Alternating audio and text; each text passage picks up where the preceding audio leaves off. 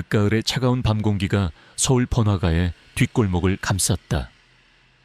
화려한 넌사인 불빛 아래 고급 레스토랑들이 즐비한 이곳은 늘 사람들로 북적였다. 하지만 한지혜의 마음속에는 늘 싸늘한 공허함이 자리 잡고 있었다. 그녀는 블랙스타라는 간판이 번쩍이는 국내 굴지의 IT 기업의 젊은 CEO였다. 탁월한 경영 능력과 냉철한 판단력으로 빙산의 여왕이라는 별명을 얻었지만 그녀의 마음은 늘 과거의 그림자에 갇혀 있었다. 그녀의 삶은 어린 시절부터 멈춰버렸다. 그녀는 어머니에게 버림받은 기억으로 고통받았다. 어머니는 그녀를 낳자마자 갑자기 사라졌다. 그녀는 어머니의 부재로 인한 상처를 안고 살아왔고 그 상처는 그녀를 냉정하고 현실적인 사람으로 만들었다. 그녀는 성공만이 자신을 지킬 수 있다고 믿었다. 그녀의 삶은 이제 무미건조했다. 매일 밤 고독한 잠자리에 들었고 낮에는 무표정한 얼굴로 회의실에 앉아 있었다. 고급 오피스텔은 깔끔했지만 그녀의 마음처럼 황량했다. 그녀는 자신의 성공을 증명하려는 듯 항상 더 많은 돈과 명예를 갈구했다. 그날 밤 그녀는 늦은 시간까지 회의를 마치고 귀가하고 있었다. 차가운 바람이 그녀의 뺨을 스쳤지만 그녀는 아무것도 느끼지 못했다. 그녀의 발걸음은 힘없이 바닥을 끌었다. 그때 그녀의 시선이 낡은 재래시장 골목으로 향했다. 시장은 이미 파장 분위기였고 낡은 포장마차들이 여기저기 널려 있었다. 그때 포장마차 한 구석에서 요란한 소리가 들려왔다. 시선이 닿은 곳에는 낡고 허름한 옷차림의 여인이 주저앉아 있었다. 그녀의 옆에는 부서진 리어카와 흩어진 국수 그릇들이 나뒹굴고 있었다. 건장한 남자 몇 명이 여인을 둘러싸고 있었다. 그들은 고급스러운 양복을 입고 있었지만 그들의 눈빛에는 오만함과 조롱이 가득했다. 그들 중 한 명은 이 지역 시장의 상인회 간부로 보이는 남자였다. 그는 낡은 시장의 이권을 장악하고 있는 지역 조폭들이었다. 이 거지 같은 년이 어딜 감히 우리가 누군 줄 알고 이딴 쓰레기를 여기다 뿌려놔. 상인회 간부로 보이는 남자가 소리쳤다. 그의 목소리에는 위협적인 기운이 감돌았다. 여인은 연신 고개를 숙이며 빌었다. 죄송합니다. 죄송합니다. 제가 실수했습니다. 상인회 간부는 여인의 머리채를 잡아 올렸다. 이 미친년이 아직 정신을 못 차렸군. 오늘 여기서 내 놈이 가진 거 다 내놔야 정신 차릴 거야. 여인의 얼굴은 공포에 질려 창백해졌다. 그녀의 눈에서는 뜨거운 눈물이 흘러내렸다. 그녀의 품에는 어린 딸이 웅크리고 있었다. 딸의 얼굴도 공포에 질려 창백했다. 주변 상인들은 모두 숨죽이며 이 상황을 지켜보고 있었다. 누구도 감히 그들에게 맞설 수 없었다. 지혜의 눈빛이 섬뜩하게 변했다. 불의를 보고도 외면할 수 없었다. 그녀의 마음속에는 어릴 적 자신이 느꼈던 무력감과 분노가 다시 솟아올랐다. 그녀는 망설임 없이 여인에게 다가갔다. 이봐요, 지금 뭐 하는 짓입니까? 지혜가 소리쳤다. 그녀의 목소리는 차분했지만 그 속에는 단호함이 묻어 있었다. 상인회 간부는 지혜의 등장에 당황한 듯 했지만 이내 비웃었다. 어쭈 이 아가씨가 감히 내 일에 참견해. 내 놈이 누군데. 당신은 지금 약한 여인을 폭행하고 있습니다. 명백한 범죄입니다. 당장 멈추지 않으면 경찰에 신고하겠습니다. 지혜가 단호하게 말했다. 상인회 간부는 코웃음을 쳤다. 웃기지도 않는 소리. 이 거지 같은 년이 내 물건을 다 망쳐놨어. 내가 뭘 하든 상관없잖아. 그는 여인을 향해 발길질을 하려 했다. 지혜는 망설임 없이 그의 앞을 막아섰다. 지혜의 손에서 땀이 흘러내렸다. 상인회 간부는 지혜의 힘에 당황한 듯 뒤로 물러섰다. 이 미친년이 감히 나한테 대들어. 상인회 간부는 분노에 찬 목소리로 소리쳤다. 그는 지혜의 뺨을 향해 손을 뻗었다. 지혜는 그의 손을 피하며 몸을 날렸다. 그리고 그의 얼굴을 향해 주먹을 날렸다. 상인회 간부는 지혜의 예상치 못한 방역에 당황하며 뒤로 물러섰다. 그의 코에서는 피가 흘러내렸다. 이 미친년이 감히 나를 때려. 상인회 간부의 조직원들이 일제히 지혜를 향해 달려들었다. 지혜는 여인과 아이를 보호하려 했지만 그들의 수는 너무 많았다. 그녀는 고전했다. 그녀의 몸에는 상처가 늘어났지만 그녀는 포기하지 않았다. 그녀는 여인과 아이를 지켜야 했다. 그때 여인이 지혜의 손을 잡았다. 여인의 손은 거칠고 투박했지만 그 속에는 알 수 없는 따뜻한 온기가 느껴졌다. 여인은 지혜의 눈을 바라봤다. 그녀의 눈빛은 감사함과 함께 알 수 없는 깊은 의미를 담고 있었다. 고마워요. 아가씨. 여인의 목소리는 희미했지만 그 속에는 진심이 담겨 있었다. 상인회 간부는 여인과 지혜를 향해 맹렬하게 공격을 퍼부었다. 지혜는 여인을 품에 안은 채 그들의 공격을 막아냈다. 그때 멀리서 요란한 사이렌 소리가 들려왔다. 경찰차였다. 상인회 간부의 조직원들은 경찰의 등장에 당황하며 도주하기 시작했다. 상인회 간부도 비열하게 웃으며 사라졌다. 경찰이 도착했고 여인과 지혜는 응급처치를 받았다. 여인은 다행히 큰 부상은 아니었다. 지혜는 여인을 끌어안았다. 여인의 몸은 차갑고 거칠었지만 그 속에서 희미한 떨림이 느껴졌다. 그날 이후 지혜의 삶은 다시 시작되었다. 그녀는 여인과 아이를 구한 일에 대해 깊은 만족감을 느꼈다. 하지만 그녀의 마음속에는 알 수 없는 불안감이 맴돌았다. 상인회 간부의 마지막 경고가 그녀의 뇌리에서 떠나지 않았다. 오늘 일 잊지 않을 거야. 반드시 그 대가를 치르게 될 거야. 지혜는 직감했다. 이 사건은 결코 여기서 끝나지 않을 것이라고. 그리고 그녀는 이 모든 것을 끝내야 한다고 다짐했다. 늦가을의 차가운 밤 공기가 서울 번화가의 뒷골목을 감쌌다. 화려한 넌 쌓인 불빛 아래 고급 레스토랑들이 즐비한 이곳은 늘 사람들로 북적였다. 하지만 한지혜의 마음속에는 늘 싸늘한 공허함이 자리 잡고 있었다. 그녀는 블랙스타라는 간판이 번쩍이는 국내 굴지의 IT 기업의 젊은 CEO였다. 탁월한 경영 능력과 냉철한 판단력으로 빙산의 여왕이라는 별명을 얻었지만 그녀의 마음은 늘 과거의 그림자에 갇혀 있었다. 그녀의 삶은 어린 시절부터 멈춰버렸다. 그녀는 어머니에게 버림받은 기억으로 고통받았다. 어머니는 그녀를 낳자마자 갑자기 사라졌다. 그녀는 어머니의 부재로 인한 상처를 안고 살아왔고 그 상처는 그녀를 냉정하고 현실적인 사람으로 만들었다. 그녀는 성공만이 자신을 지킬 수 있다고 믿었다. 그녀의 삶은 이제 무미건조했다. 매일 밤 고독한 잠자리에 들었고 낮에는 무표정한 얼굴로 회의실에 앉아 있었다. 고급 오피스텔은 깔끔했지만 그녀의 마음처럼 황량했다. 그녀는 자신의 성공을 증명하려는 듯 항상 더 많은 돈과 명예를 갈구했다. 그날 밤 그녀는 늦은 시간까지 회의를 마치고 귀가하고 있었다.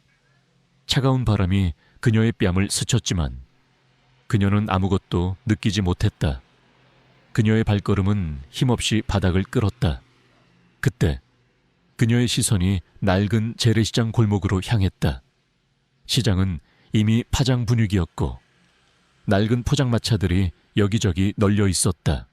그때 포장마차 한 구석에서 요란한 소리가 들려왔다. 시선이 닿은 곳에는 낡고 허름한 옷차림의 여인이 주저앉아 있었다. 그녀의 옆에는 부서진 리어카와 흩어진 국수 그릇들이 나뒹굴고 있었다. 건장한 남자 몇 명이 여인을 둘러싸고 있었다. 그들은 고급스러운 양복을 입고 있었지만 그들의 눈빛에는 오만함과 조롱이 가득했다. 그들 중 한 명은 레스토랑의 지배인으로 보이는 남자였다. 그는 낡은 시장의 이권을 장악하고 있는 지역 조폭들이었다. 이 거지 같은 년이 어딜 감히 우리가 누군 줄 알고 이딴 쓰레기를 여기다 뿌려놔. 상인회 간부로 보이는 남자가 소리쳤다. 그의 목소리에는 위협적인 기운이 감돌았다. 여인은 연신 고개를 숙이며 빌었다. 죄송합니다. 죄송합니다. 제가 실수했습니다. 상인회 간부는 여인의 머리채를 잡아 올렸다. 이 미친년이 아직 정신을 못 차렸군. 오늘 여기서 내 놈이 가진 거 다 내놔야 정신 차릴 거야. 여인의 얼굴은 공포에 질려 창백해졌다. 그녀의 눈에서는 뜨거운 눈물이 흘러내렸다. 그녀의 품에는 어린 딸이 웅크리고 있었다. 딸의 얼굴도 공포에 질려 창백했다. 주변 상인들은 모두 숨죽이며 이 상황을 지켜보고 있었다. 누구도 감히 그들에게 맞설 수 없었다. 지혜의 눈빛이 섬뜩하게 변했다. 불의를 보고도 외면할 수 없었다. 그녀의 마음속에는 어릴 적 자신이 느꼈던 무력감과 분노가 다시 솟아올랐다. 그녀는 망설임 없이 여인에게 다가갔다. 이봐요, 지금 뭐 하는 짓입니까? 지혜가 소리쳤다. 그녀의 목소리는 차분했지만 그 속에는 단호함이 묻어 있었다. 상인회 간부는 지혜의 등장에 당황한 듯했지만 이내 비웃었다. 어쭈 이 아가씨가 감히 내 일에 참견해. 내 놈이 누군데. 당신은 지금 약한 여인을 폭행하고 있습니다. 명백한 범죄입니다. 당장 멈추지 않으면 경찰에 신고하겠습니다. 지혜가 단호하게 말했다. 상인회 간부는 코웃음을 쳤다. 웃기지도 않는 소리. 이 거지 같은 년이 내 물건을 다 망쳐놨어. 내가 뭘 하든 상관없잖아. 그는 여인을 향해 발길질을 하려 했다. 지혜는 망설임 없이 그의 앞을 막아섰다. 지혜의 손에서 땀이 흘러내렸다. 상인회 간부는 지혜의 힘에 당황한 듯 뒤로 물러섰다. 이 미친년이 감히 나한테 대들어. 상인회 간부는 분노의 찬 목소리로 소리쳤다. 그는 지혜의 뺨을 향해 손을 뻗었다.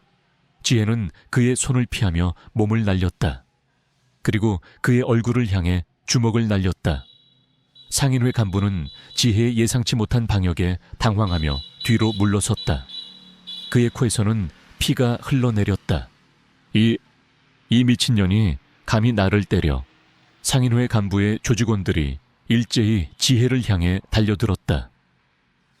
지혜는 여인과 아이를 보호하려 했지만 그들의 수는 너무 많았다.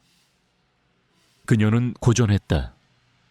그녀의 몸에는 상처가 늘어났지만 그녀는 포기하지 않았다. 그녀는 여인과 아이를 지켜야 했다. 그때 여인이 지혜의 손을 잡았다. 여인의 손은 거칠고 투박했지만 그 속에는 알 수 없는 따뜻한 온기가 느껴졌다. 여인은 지혜의 눈을 바라봤다. 그녀의 눈빛은 감사함과 함께 알 수 없는 깊은 의미를 담고 있었다. 고마워요, 아가씨. 여인의 목소리는 희미했지만 그 속에는 진심이 담겨 있었다. 상인회 간부는 여인과 지혜를 향해 맹렬하게 공격을 퍼부었다.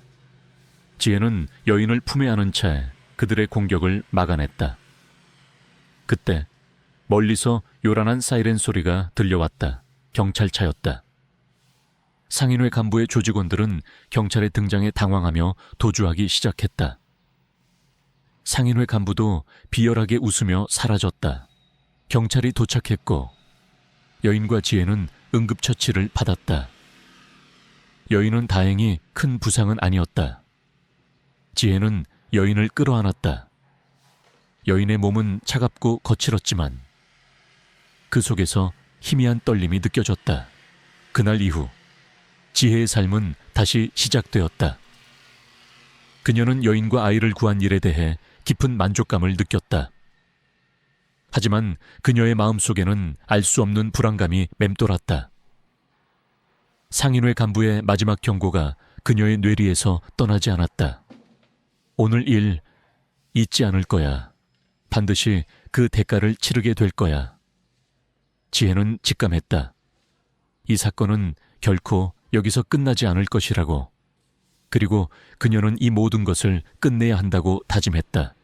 한지혜는 상인회 간부의 마지막 경고. 오늘 일 잊지 않을 거야. 반드시 그 대가를 치르게 될 거야. 라는 말에 등골이 오싹했지만 그녀의 마음속에는 이미 정의를 향한 불꽃이 타오르고 있었다. 그녀는 박수진과 이민호를 병원으로 데려가 치료를 받게 했다. 민호의 몸에는 멍 자국과 함께 과거의 학대 흔적이 역력했다. 지혜는 민호의 눈에서 자신의 어린 시절과 똑같은 공포와 슬픔을 보았다. 민호의 목덜미에 있는 낡은 목걸이가 지혜의 시선을 사로잡았다. 목걸이 안쪽에는 희미하게 새겨진 뱀 문신과 작은 글씨가 있었다. 블랙스타, 지혜의 기업 이름이었다. 지혜는 놀라움을 금치 못했다. 민호와 그녀의 기업이 어떻게 연결되어 있을까?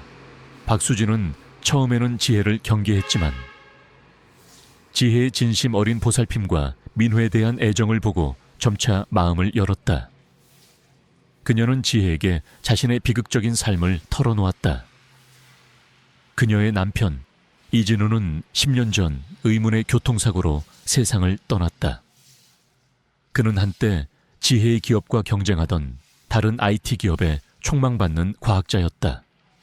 남편의 죽음 이후 그녀는 모든 것을 잃고 민호와 함께 길거리에서 생활하게 되었다. 그녀는 남편의 죽음이 단순한 사고가 아님을 직감했지만 진실을 파헤칠 힘이 없었다. 지혜는 박수진의 이야기를 듣자마자 자신의 악몽을 떠올렸다. 어릴 적 어머니에게 버림받은 기억, 그리고 어머니가 사라지기 전 마지막으로 가지고 있던 물건에 새겨져 있던 뱀 문양. 지혜의 어머니는 한때 이진우의 기업과 관련이 있는 과학자였다. 그녀는 블랙 서펀트 프로젝트 터츠만은라는 비밀 연구에 참여하고 있었다. 뱀 문양은 바로 그 프로젝트의 상징이었다. 지혜는 직감했다. 이진우의 죽음, 민호의 고통, 그리고 자신의 어머니의 실종, 이 모든 것이 블랙 서펀트 프로젝트와 관련되어 있을 것이라고. 그리고 민호의 목걸이에 새겨진 블랙스타는 그녀의 기업을 노리는 어떤 음모의 표식일 수도 있었다. 지혜는 민호의 목걸이에 숨겨진 금속 조각을 자세히 살폈다. 뱀 문신 옆에 아주 작게 새겨진 글자를 발견했다. 최강우, 초해강구. 지혜의 머릿속에 섬광처럼 스쳐 지나가는 이름이었다. 최강우는 지혜의 기업 블랙스타의 경쟁 기업인 골드웨이브의 CEO였다. 그는 겉으로는 선량한 사업가 행세를 했지만 최근 그의 기업이 불법적인 활동에 연루되어 있다는 소문이 돌았다. 지혜는 최강우가 이 모든 일의 배후임을 직감했다. 그는 지혜의 어머니가 진행하던 블랙 서펀트 프로젝트 말을 이용해 이진우를 제거하고 민호에게 상처를 입힌 것이었다. 그리고 이제는 지혜의 기업을 노리고 있었다. 지혜는 김서연 회장에게 모든 진실을 털어놓았다.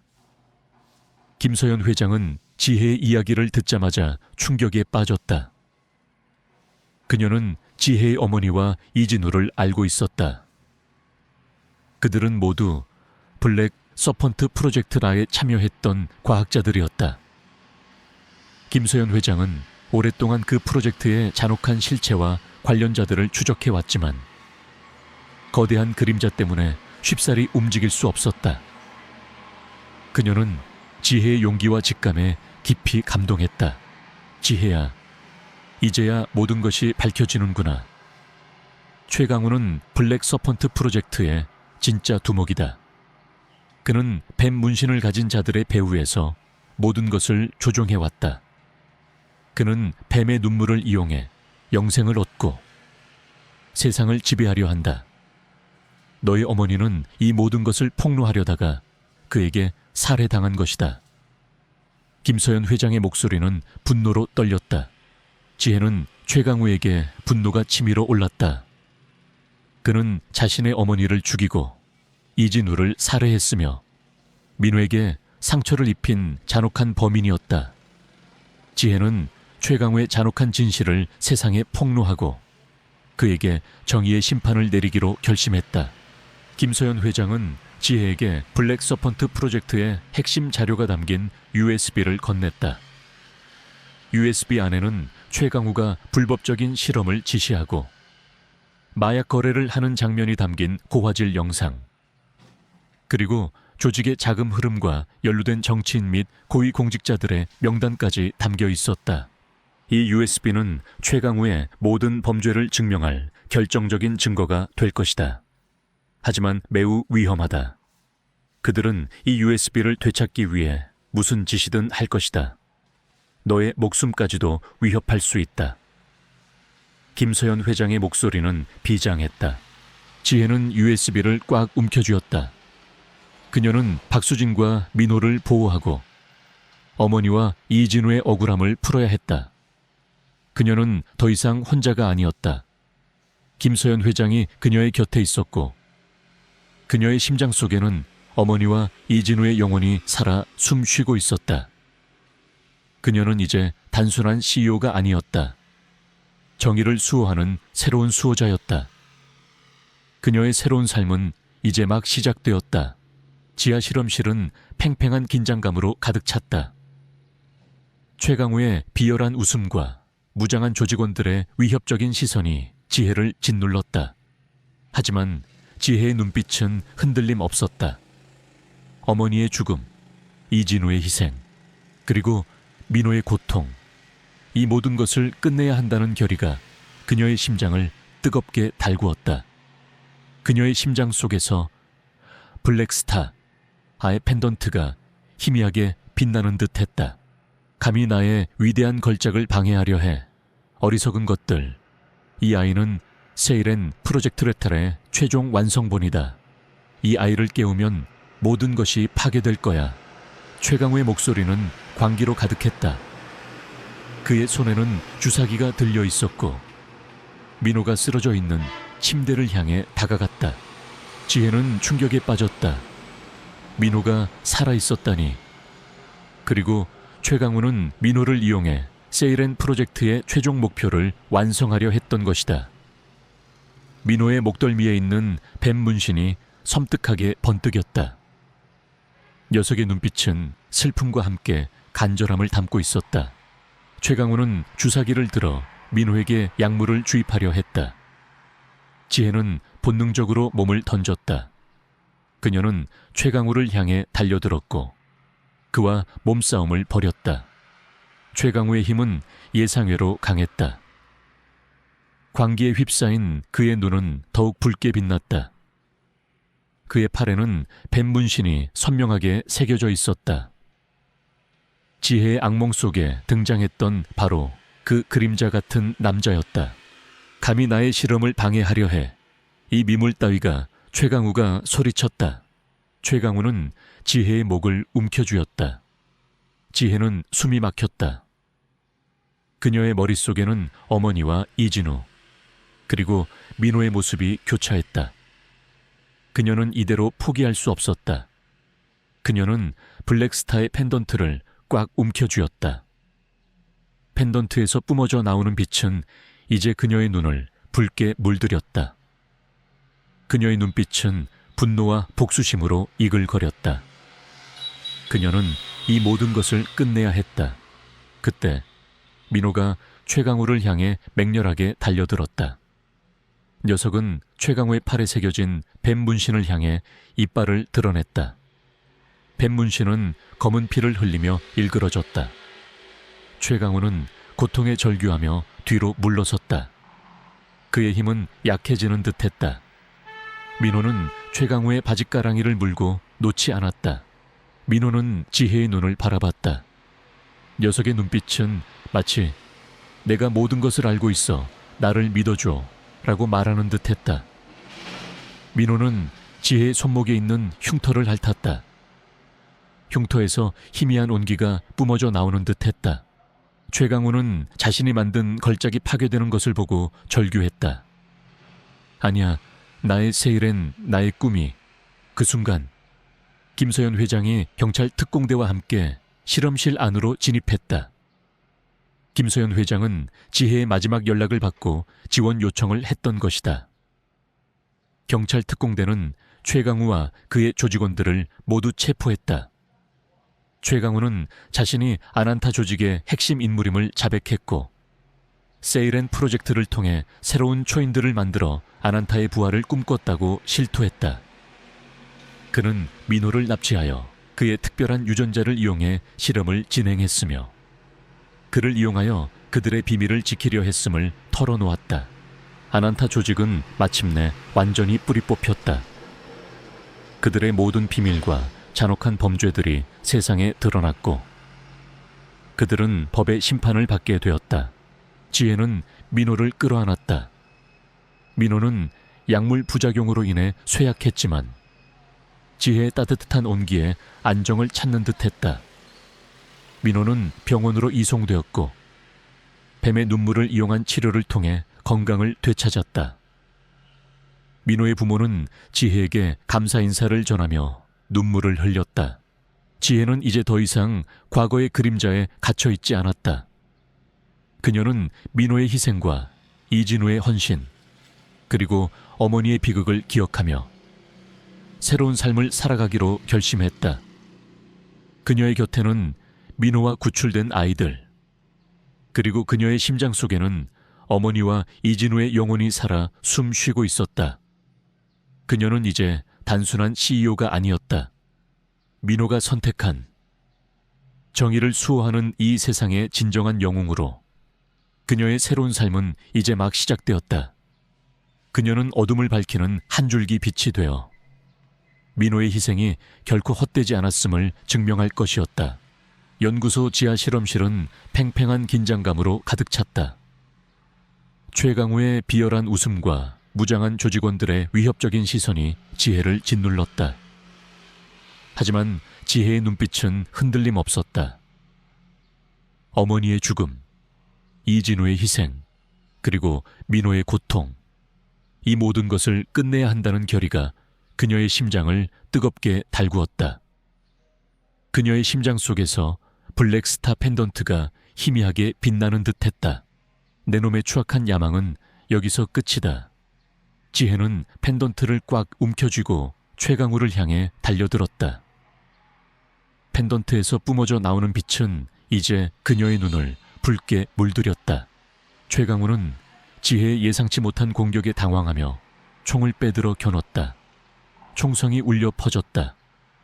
지혜는 펜던트에서 뿜어져 나오는 힘을 이용해 총알을 피했다. 그녀의 움직임은 예측 불가능했고 그녀의 주먹은 강력했다. 최강우는 지혜의 예상치 못한 힘에 당황하며 뒤로 물러섰다.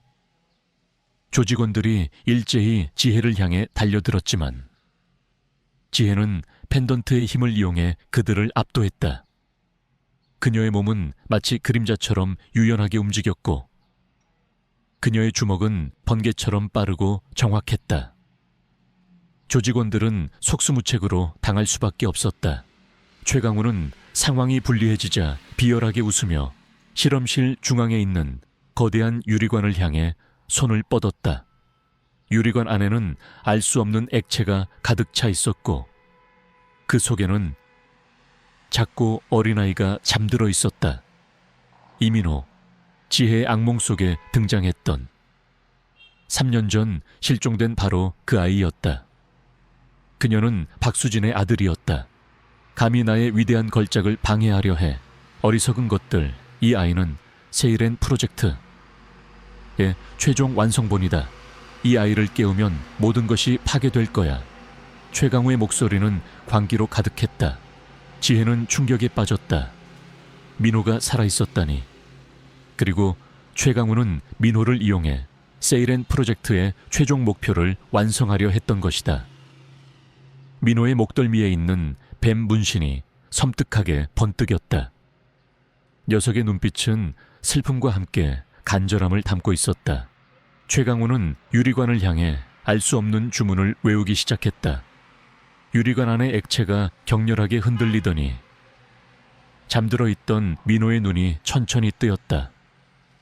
민호의 눈동자는 붉게 빛나고 있었다. 안 돼, 저 아이를 깨우면 안 됩니다. 지혜가 절규했다. 저 아이는 아직 통제 불능 상태입니다. 깨어나면 모든 것을 파괴할 겁니다. 지혜는 최강우를 향해 달려들었다. 하지만 최강우의 손에서 뿜어져 나오는 어둠의 에너지가 지혜를 덮쳤다. 지혜는 쓰러졌다. 그의 몸은 움직일 수 없었다. 최강우는 지혜를 내려다보며 비열하게 웃었다. 이제 모든 것이 끝났다. 내 놈의 어머니처럼 여기서 죽어라. 최강우는 지혜의 목을 움켜쥐었다. 지혜는 숨이 막혔다. 그녀의 머릿속에는 어머니와 이진우, 그리고 민호의 모습이 교차했다. 그녀는 이대로 포기할 수 없었다. 그녀는 펜던트를 꽉 움켜쥐었다. 펜던트에서 뿜어져 나오는 빛은 이제 그녀의 눈을 붉게 물들였다. 그녀의 눈빛은 분노와 복수심으로 이글거렸다. 그녀는 이 모든 것을 끝내야 했다. 그때 민호가 최강우를 향해 맹렬하게 달려들었다. 녀석은 최강우의 팔에 새겨진 뱀 문신을 향해 이빨을 드러냈다. 뱀 문신은 검은 피를 흘리며 일그러졌다. 최강우는 고통에 절규하며 뒤로 물러섰다. 그의 힘은 약해지는 듯했다. 민호는 유리관이 파괴되자 최강우의 다리를 물고 놓지 않았다.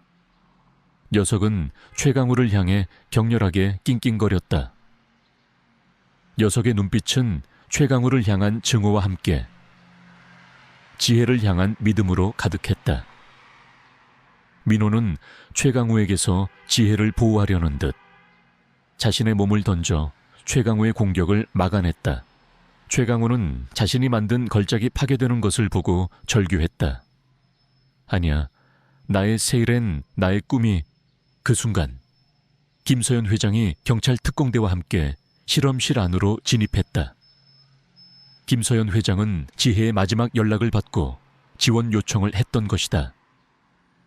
경찰 특공대는 최강우와 그의 조직원들을 모두 체포했다. 최강우는 자신이 아난타 조직의 핵심 인물임을 자백했고 세이렌 프로젝트를 통해 새로운 초인들을 만들어 아난타의 부활을 꿈꿨다고 실토했다. 그는 민호를 납치하여 그의 특별한 유전자를 이용해 실험을 진행했으며 그를 이용하여 그들의 비밀을 지키려 했음을 털어놓았다. 아난타 조직은 마침내 완전히 뿌리 뽑혔다. 그들의 모든 비밀과 잔혹한 범죄들이 세상에 드러났고 그들은 법의 심판을 받게 되었다. 지혜는 민호를 끌어안았다. 민호는 약물 부작용으로 인해 쇠약했지만 지혜의 따뜻한 온기에 안정을 찾는 듯했다. 민호는 병원으로 이송되었고 뱀의 눈물을 이용한 치료를 통해 건강을 되찾았다. 박수진과 민호의 부모는 지혜에게 감사 인사를 전하며 눈물을 흘렸다. 지혜는 이제 더 이상 과거의 그림자에 갇혀 있지 않았다. 그녀는 민호의 희생과 이진우의 헌신, 그리고 어머니의 비극을 기억하며 새로운 삶을 살아가기로 결심했다. 그녀의 곁에는 박수진과 민호, 그리고 구출된 아이들, 그리고 그녀의 심장 속에는 어머니와 이진우의 영혼이 살아 숨쉬고 있었다. 그녀는 이제 단순한 CEO가 아니었다. 민호가 선택한 정의를 수호하는 이 세상의 진정한 영웅으로 그녀의 새로운 삶은 이제 막 시작되었다. 그녀는 어둠을 밝히는 한 줄기 빛이 되어 민호의 희생이 결코 헛되지 않았음을 증명할 것이었다. 지하 실험실에서의 치열한 전투 끝에 최강우와 그의 조직원들은 모두 체포되었고 이민호를 비롯한 아이들은 무사히 구출되었다. 아난타 조직의 세이렌 프로젝트라는 잔혹한 실체가 만천에 드러났고 세상은 그들의 악행에 경악했다. 한지혜는 어머니의 억울함을 풀고 이진우의 희생을 헛되이 하지 않기 위해 모든 것을 바쳤다. 그녀는 이제 더 이상 과거의 그림자에 갇혀 있지 않았다. 그러나 그녀의 마음속에는 여전히 묵직한 책임감이 자리 잡고 있었다. 아난타 조직의 뿌리가 완전히 뽑혔을까? 언론은 연일 지혜의 용감한 활약과 민호의 기적 같은 회복을 보도했다. 지혜는 정의의 수호자로, 민호는 희망의 아이로 불리며 국민적 영웅이 되었다. 구출된 아이들은 뱀의 눈물을 이용한 치료 덕분에 건강을 되찾았고 가족들의 품으로 돌아갔다. 지혜는 그들의 해맑은 웃음을 보며 깊은 안도감을 느꼈다. 하지만 지혜는 알고 있었다. 최강우가 체포되었지만 그가 아난타 조직의 최고 수뇌부는 아니라는 것을, 그의 배후에는 더욱 거대한 그림자가 숨어 있을 터였다. 민호의 목덜미에 있는 뱀 문신, 그것은 아난타 조직의 표식이었지만 그 문양은 마치 계급을 나타내는 듯 미묘하게 달랐다. 지혜는 아난타의 진짜 두목을 찾아내고 그들의 모든 악행을 끝내야 한다고 생각했다.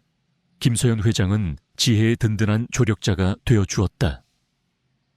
그녀는 최강우의 자백과 압수된 증거들을 분석하며 아난타 조직의 실체를 파헤쳤다. 그들은 아난타가 전 세계적으로 활동하는 거대한 범죄 조직이며 각국의 고위층 인사들과 연결되어 있음을 알아냈다.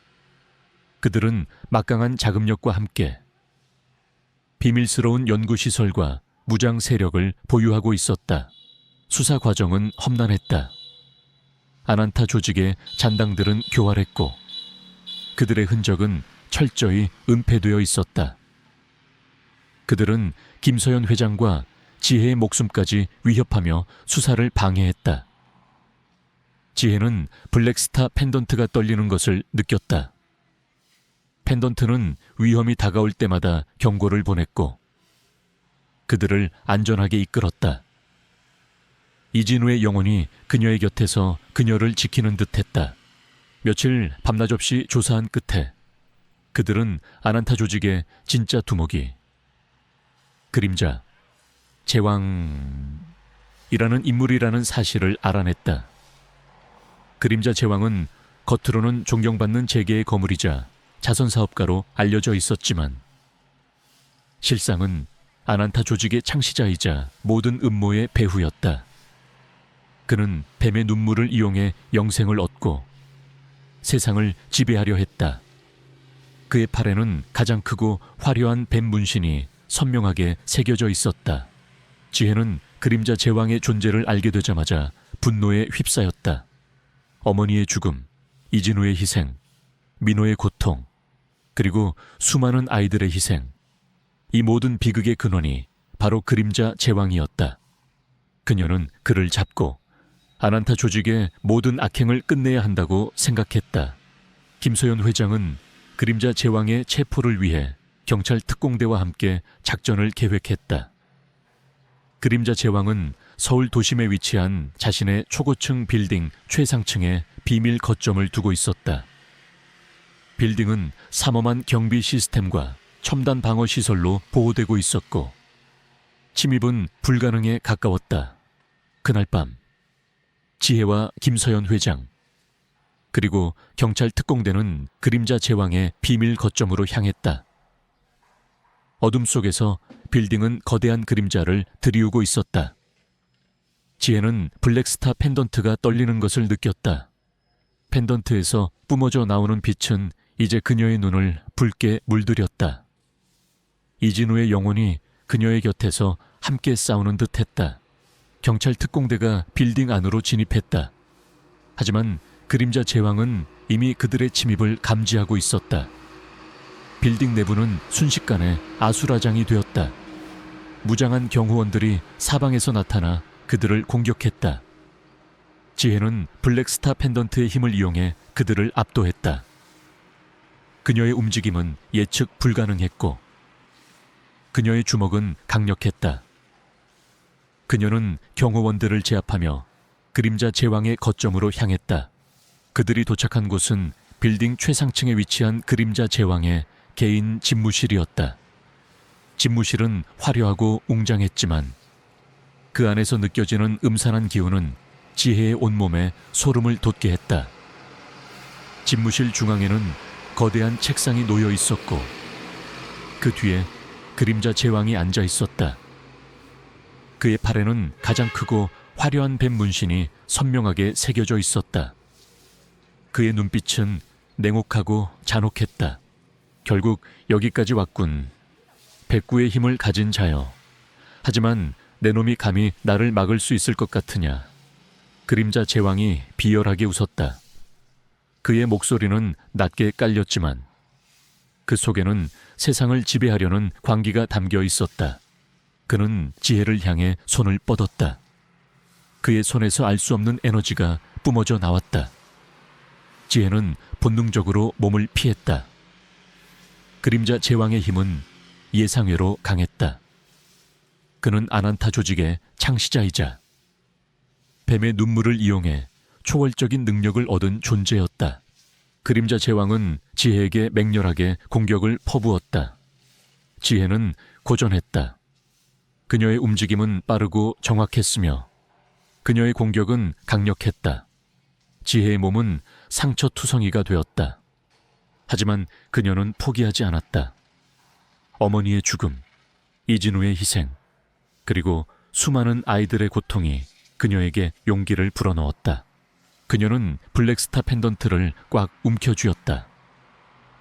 펜던트에서 뿜어져 나오는 빛은 이제 그녀의 몸을 감싸는 듯했다. 그녀의 눈이 붉게 빛나기 시작했다. 그녀는 그림자 제왕의 공격을 피하며 그의 팔에 새겨진 뱀 문신을 향해 주먹을 날렸다. 뱀 문신이 새겨진 살같이 찢어지며 검은 피가 쏟아져 나왔다. 그림자 제왕은 고통에 절규하며 쓰러졌다. 그의 힘은 약해지는 듯했다. 이럴 수가 나의 힘이. 그때 경찰 특공대가 집무실 안으로 진입했다. 김서연 회장이 미리 지원 요청을 했던 것이다. 경찰 특공대는 그림자 제왕과 그의 마지막 조직원들을 모두 체포했다. 그림자 제왕은 자신이 아난타 조직의 창시자임을 자백했고 뱀의 눈물을 이용해 세상을 지배하려 했던 모든 야욕을 실토했다. 아난타 조직은 마침내 완전히 뿌리 뽑혔다. 그들의 모든 비밀과 잔혹한 범죄들이 세상에 드러났고 그들은 법의 심판을 받게 되었다. 아난타 조직의 모든 잔당들이 체포되고 세이렌 프로젝트의 모든 비밀이 만천에 드러나면서 세상은 오랜 혼란과 고통 끝에 마침내 평화를 되찾았다. 언론은 연일 정의의 승리를 보도했고 한지혜는 영웅으로 불리며 국민적 영웅이 되었다. 하지만 그녀의 마음속에는 이진우와 민호 그리고 어머니의 묵직한 책임감과 함께 영원히 지워지지 않을 상처가 자리 잡고 있었다. 지혜는 더 이상 블랙스타의 CEO로 남지 않았다. 그녀는 과거의 그림자에 갇히고 싶지 않았다. 그녀는 자신의 성공과 돈이 진정한 행복을 가져다 주지 않는다는 것을 깨달았다. 그녀는 자신이 가진 모든 것을 이용해 어둠 속에 숨겨진 악을 찾아내고 약한 자들을 보호하는 그림자 수호자바드가 되기로 결심했다. 김서연 회장은 지혜의 선택을 지지하며 그녀의 든든한 조력자가 되어 그림자 수호자의 활동을 전폭적으로 지원하기로 했다. 그들은 첫 번째 임무로 오랫동안 미제 사건으로 남아있던 연쇄 실종 사건을 파헤치기 시작했다.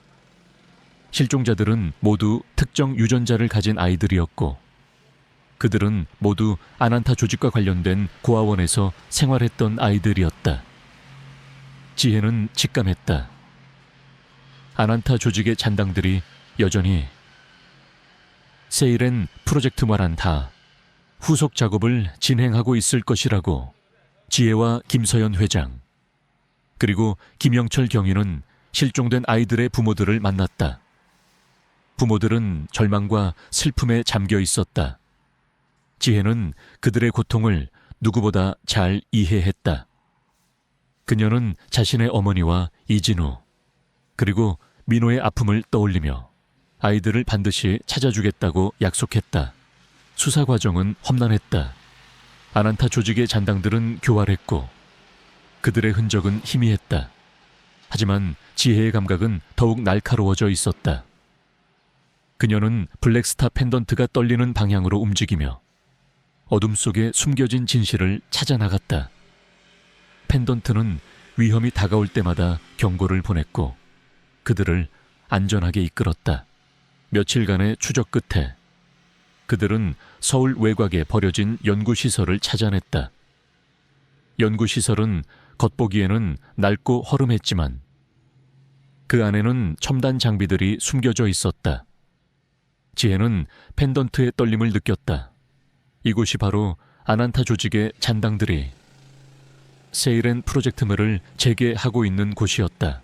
지혜와 김서연 회장 그리고 김영철 경위는 연구시설 안으로 잠입했다. 연구시설 내부는 미로처럼 복잡했고 낡은 실험 기구들이 음산한 분위기를 풍겼다. 그들은 소리 없이 움직이며 주변을 살폈다. 그때 희미한 아이들의 울음소리가 들려왔다. 아이들은 연구시설 깊숙한 곳에 감금되어 있었다. 지혜와 김서연 회장 그리고 김영철 경위는 아이들의 울음소리를 따라갔다. 그들이 도착한 곳은 거대한 철창이 놓인 실험실이었다. 철창 안에는 실종된 아이들이 갇혀 있었고 그들은 모두 약물에 취한 듯 의식이 희미했다. 그리고 실험실 중앙에는 낡은 실험복을 입은 한 노인이 서 있었다. 노인의 팔에는 뱀 문신이 희미하게 새겨져 있었다. 그는 아난타 조직의 마지막 과학자, 닥터 그림자였다. 결국 여기까지 왔군. 백구의 힘을 가진 자여. 하지만 내 놈이 감히 나의 위대한 프로젝트를 방해할 수 있을 것 같으냐. 닥터 그림자가 비열하게 웃었다. 그의 뒤에는 무장한 조직원들이 서 있었다. 지혜는 블랙스타 펜던트를 꽉 움켜쥐었다. 펜던트에서 뿜어져 나오는 빛은 이제 그녀의 눈을 붉게 물들였다. 그녀의 눈빛은 분노와 복수심으로 이글거렸다. 그녀는 아이들을 구하고 닥터 그림자의 잔혹한 프로젝트를 끝내야 했다. 내 놈의 추악한 야망은 여기서 끝이다. 지혜는 닥터 그림자를 향해 달려들었다. 닥터 그림자는 총을 빼들어 지혜를 향해 겨눴다. 총성이 울려 퍼졌다. 지혜는 총알을 피하며 닥터 그림자에게 돌진했다. 그녀의 움직임은 예측 불가능했고 그녀의 주먹은 강력했다. 닥터 그림자는 지혜의 예상치 못한 힘에 당황하며 뒤로 물러섰다. 조직원들은 지혜에게 달려들었지만 지혜는 블랙스타 펜던트의 힘을 이용해 그들을 압도했다. 김서연 회장은 아이들을 구하기 위해 철창문을 열려 했다. 하지만 철창문은 굳게 잠겨 있었다. 김서연 회장은 펜던트를 향해 손을 뻗었다. 펜던트에서 뿜어져 나오는 빛이 철창문에 닿자마자 철창문이 굉음을 내며 열리기 시작했다. 지혜의 힘이 그들에게 또 다른 기적을 선사한 것이다. 아이들이 철창 밖으로 뛰쳐나왔다. 김서연 회장은 아이들을 보호하며 실험실 밖으로 대피시켰다. 닥터 그림자는 아이들이 도망치는 것을 보고 분노에 휩싸였다. 젠장 내 위대한 걸작들이. 그는 지혜를 향해 달려들었다. 그의 팔에 새겨진 뱀 문신이 붉게 빛났다.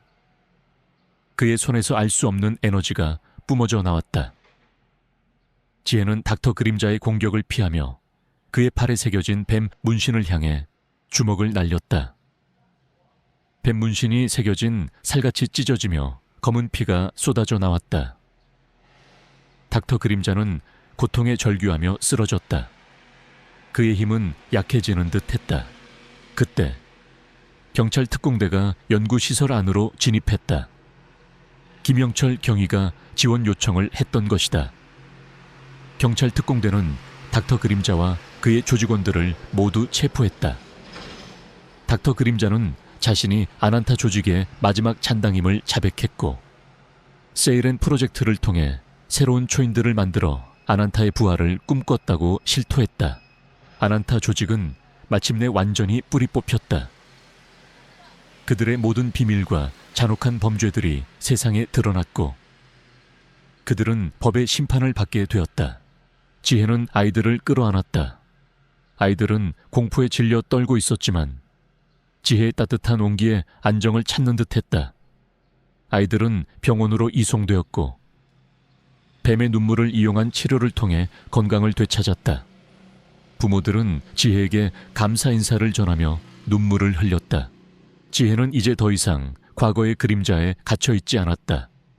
그녀는 이진우와 민호, 그리고 어머니의 희생을 기억하며 새로운 삶을 살아가기로 결심했다. 그녀는 블랙스타의 지분 대부분을 사회에 환원하고 남은 자산으로 희망재단을 설립했다.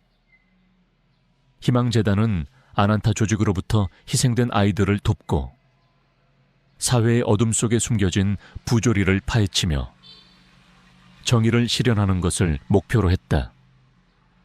그녀의 곁에는 박수진과 민호가 있었고, 그녀의 심장 속에는 어머니와 이진우의 영혼이 살아 숨 쉬고 있었다. 그녀는 이제 단순한 CEO가 아니었다.